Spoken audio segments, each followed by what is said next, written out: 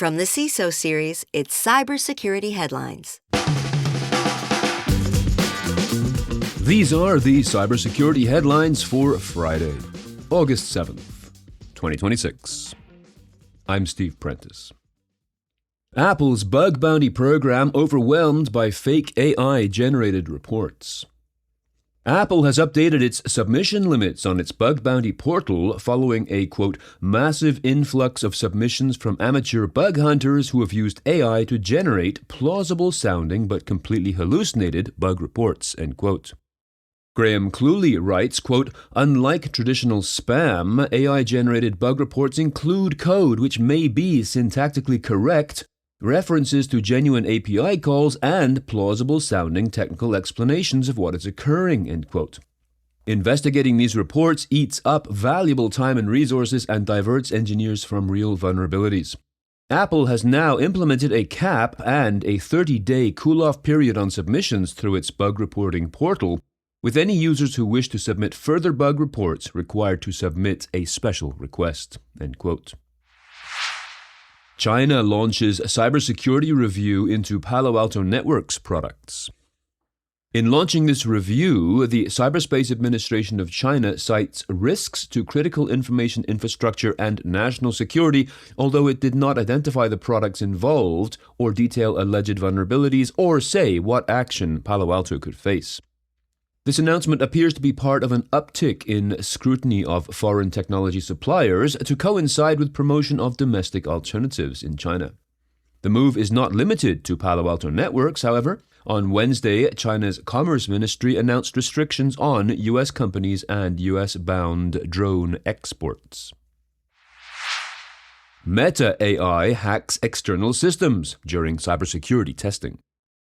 In a statement released on Wednesday, the company, Meta, said the incident occurred during, quote, independent evaluations conducted by Israeli AI security startup Irregular, end quote.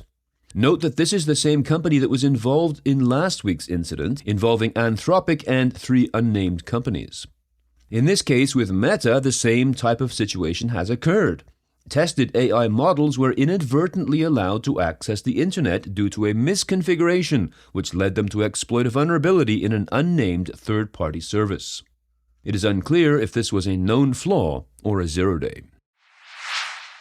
Dutch luxury department store chain suffers data breach. This is another third-party logistics provider story in the retail sector. In this case, a cyber attack on one of the logistics providers serving Dutch luxury department store chain De Bijenkorf has, quote, delayed customer orders, returns, and refunds while potentially exposing customer data, end quote. The company says the cyber attack affected the systems of an external logistics partner and that there is currently, quote, no indication its own infrastructure is compromised, end quote. An investigation is currently underway to determine what information was accessed. Huge thanks to our sponsor, ThreatLocker. AI risk does not only come from attackers. Employees are adopting AI tools faster than many organizations can evaluate them. Today's tip: an AI policy should be backed by enforceable controls over what tools can access and do. See how ThreatLocker can help you govern AI use at threatlocker.com/CISO. Hackers run K-Hunt post-exploitation toolkit from Oracle database.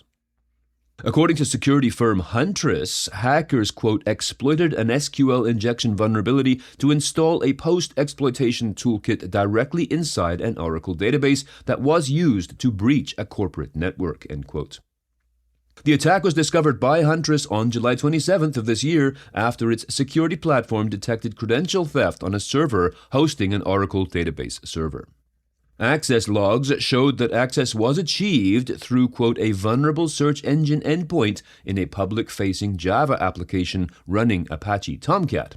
After exploiting the SQL injection flaw, the attackers installed a post-exploitation toolkit called K-Hunt, that is K-H-U-N-T, directly into the Oracle database as a Java object, end quote. Zero-click AI browser hacking hits Claude and ChatGPT Atlas. AI security company Zenity is warning of 2 AI browser hacking techniques targeting Claude in Chrome and ChatGPT Atlas. These techniques can be used for account takeovers, phishing, and making unauthorized Amazon purchases.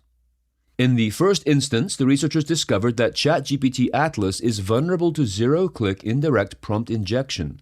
By exploiting intent collision through a single planted comment on an X thread, researchers demonstrated how an attacker can hijack benign user requests to control the agent across authenticated web sessions.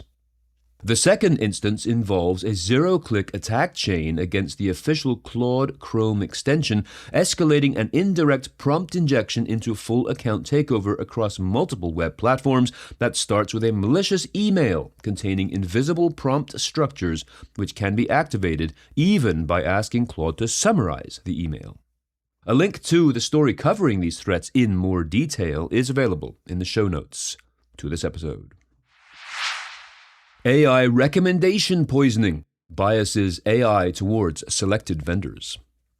This technique is described as a new class of prompt injection and is spreading across commercial websites.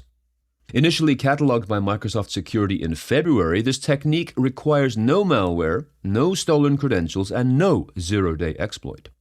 It uses pre-filled deep links inside Ask AI assistants into which prompt injection payloads are hidden. When a user who is logged into ChatGPT, Claude, Gemini, or Grok clicks one of these, a pre-formed query executes immediately in their session with no confirmation and no warning.